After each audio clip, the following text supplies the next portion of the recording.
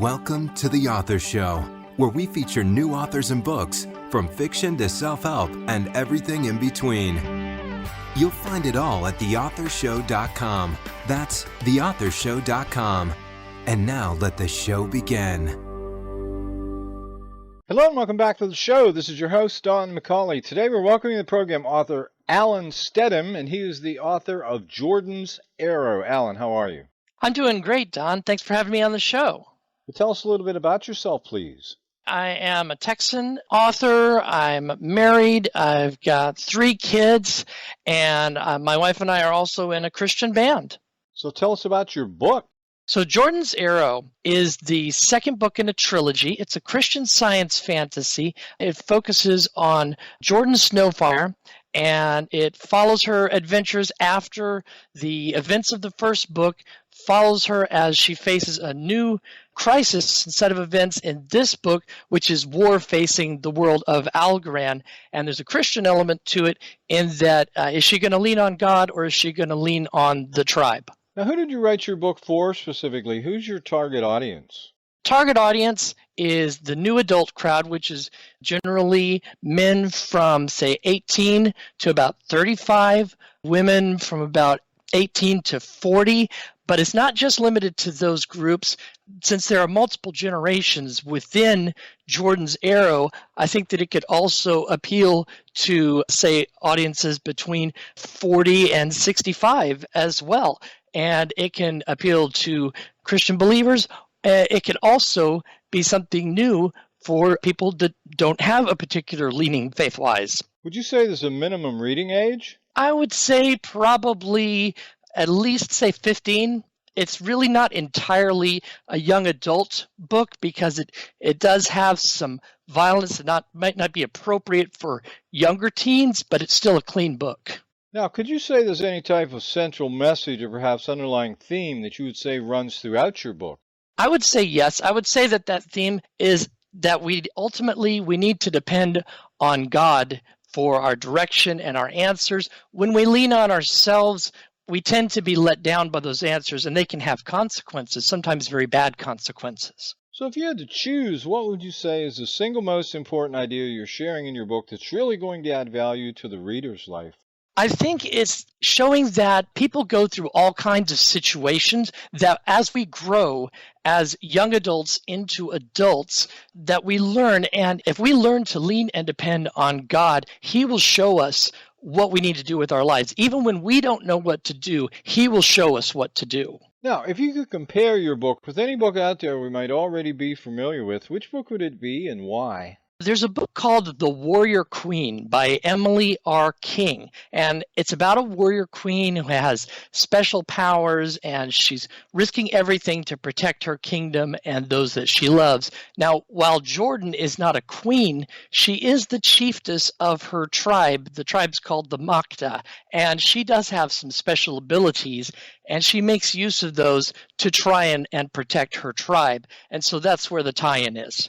Why did you decide to write Christian science fantasy? I wanted to try something new. I had written a debut novel that was a superhero thriller, and I wanted to do something completely different. I actually started off thinking that this was going to be a fantasy series, but when it started involving aliens and other worlds and cultures, I quickly realized that it was science fantasy, and that was exciting to me. I loved exploring that, and I think the readers will enjoy that. So have you completed the series? I have completed the series. The first 2 books have been published, Jordan's World and Jordan's Arrow. I have completed Jordan's Deliverance, which is book 3. It is through the edits and will probably be on the market either later this year or early next year. So were there any unique challenges in regards to writing this book? Yes, there was, because this was my first time writing a series. And so with writing a series, you've got to space things out. So in Jordan's Arrow, we're in the middle. It's its own story, but it's part of a larger story. So I had to keep all of that in mind when I was writing the story. So this will be enjoyable to the reader as its own story, but it is part of a greater whole. What's the response been so far? Response has actually been very positive so far. Even when the book debuted on the 7th, over that weekend, it was already up on Amazon into the 300s, and it's already had a lot of pre-orders, and people are responding good to it, even in the reviews that we've had so far. Are you planning on doing any kind of spin-off for the series itself or any of the characters? No, I considered it. I actually considered doing a spin-off from the 3rd book, but no, it's going to be contained to these 3 books, and the story has a definite ending in Jordan's Deliverance, the 3rd book. Jordan's Arrow is right there in the middle, and I think it'll be exciting for the readers. I think it'll be satisfying to be a trilogy just by itself. So tell us about some of the characters in the book. Sure. So you've got Jordan Snowfire. She and her mother were originally kidnapped, abducted by aliens, and taken from Earth to this world of Algorand. In the 2nd book, we focus on Jordan, and she has a husband who is from Algorand. His name is Bhopal, and he plays a big part in this. And then she also has a son who's half alien and half from Earth, half human, and his name is Arrow, which is an interesting tie-in to the title of the book. But there's also, she has some friends. There's the former chiefess of the tribe is called Kitranor. She's a big influence on Jordan. And then they have some friends, Zaska and Raybon, and they were originally part of the group that welcomed Jordan when she came to Algorand. Now, in regards to your writing, did your environment or upbringing play any major role in your writing? Yes, it did. I don't think that I would have become a writer if not for my upbringing, because when I was growing up, I wasn't good at sports. I had glasses and I couldn't do that. I encountered some bullying.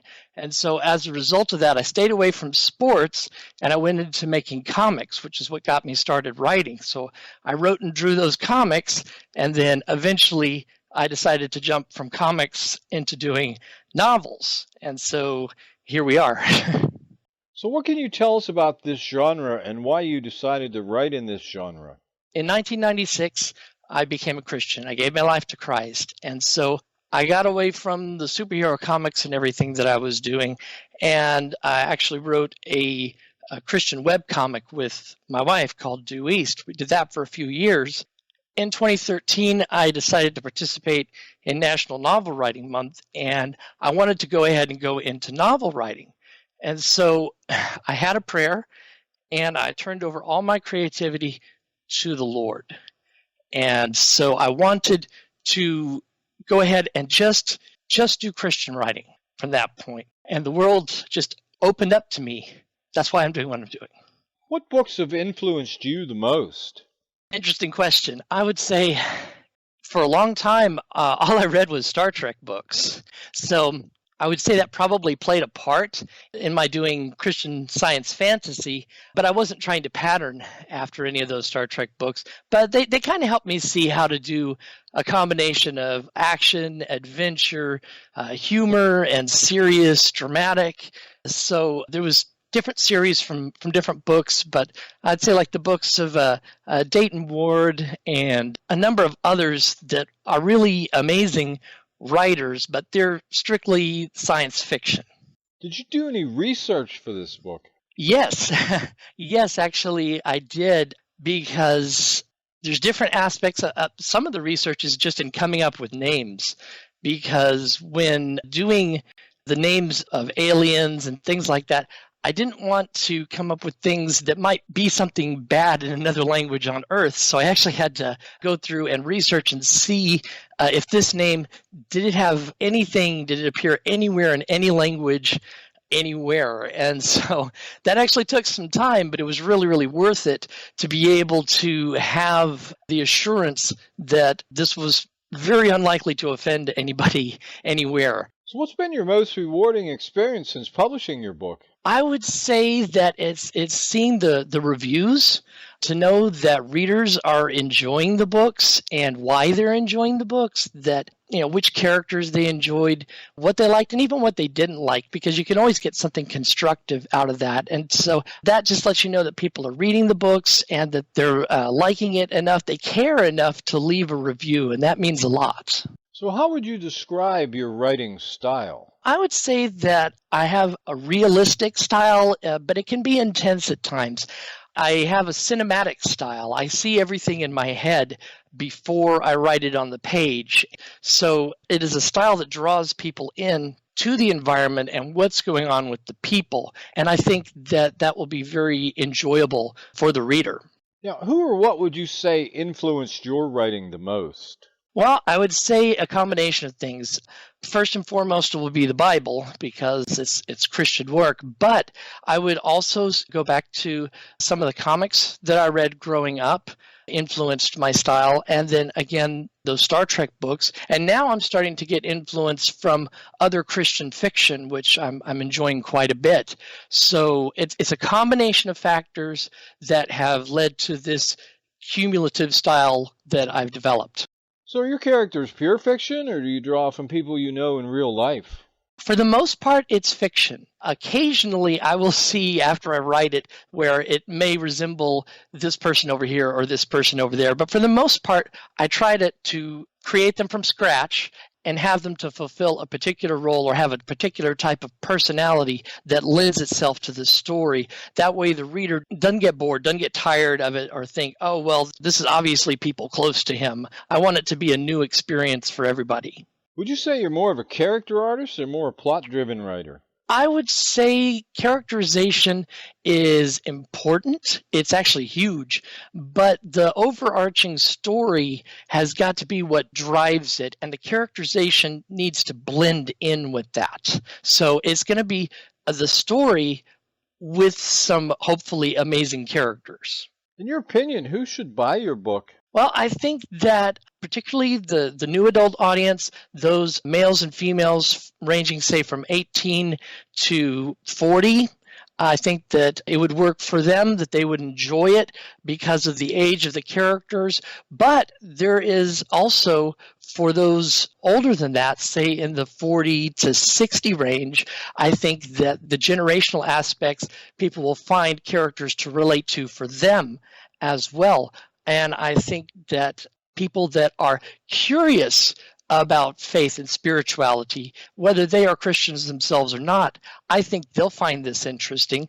And also people that are believers will find something for them as well. Do you have a website? Yes, I do. It's allensteadham.com, ALLENSTEADHAM.com. This has been just great. Our guest today has been Alan Steadham, and he is the author of Jordan's Arrow. Alan, thanks very much for being with us today. Thank you so much for having me, Don. This is Don McCauley wrapping up another edition of The Author Show. Go out there, buy the book today, and please share this interview with your friends so that they too have the opportunity to discover our guests and their work. Remember, The Author Show can be accessed at any time at theauthorshow.com. Selected interviews can also be found on major podcasting platforms like Apple Podcasts, iHeartRadio, Spotify, Google Play, and many more. And whether you're an author who would like to be featured or a reader in search of new books to read, The Author Show is a great place to start. Check us daily as we continue to introduce wonderful authors of very interesting books on The Author Show. Thanks for listening to The Author Show. Find out more about authors and their work at theauthorshow.com. Theauthorshow.com. Tune in next time to another great author on The Author Show.